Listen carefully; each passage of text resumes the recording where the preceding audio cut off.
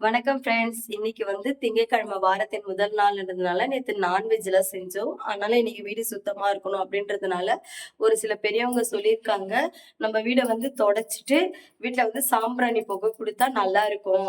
நல்ல ஒரு positive energy கிடைக்கும் அப்படின்னு சொல்லிட்டு, சாம்பிராணி புகை குடுக்கும்போது நம்ம வந்து இந்த மருதாணி விதை இருக்கு இல்லைங்களா? அது போட்டு நம்ம குடுக்கும்போது சூப்பர் பாசிட்டிவான ஒரு எனர்ஜி குடுக்கும்னு சொல்லியிருக்காங்க.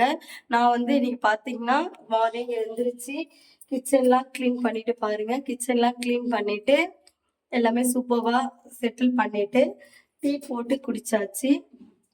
வீடும் தொடச்சாச்சு. வாங்க பார்க்கலாம் வீடு தொடச்சது நம்ம.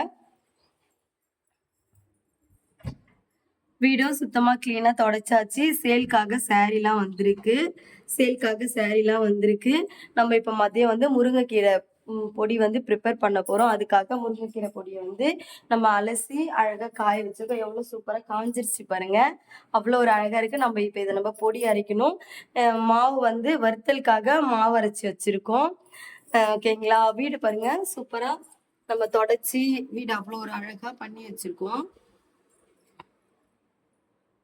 சாம்பிராணி புகை குடுக்கறதுக்காக நம்ம அந்த நெருப்பு புகைய வச்சிருக்கோம்.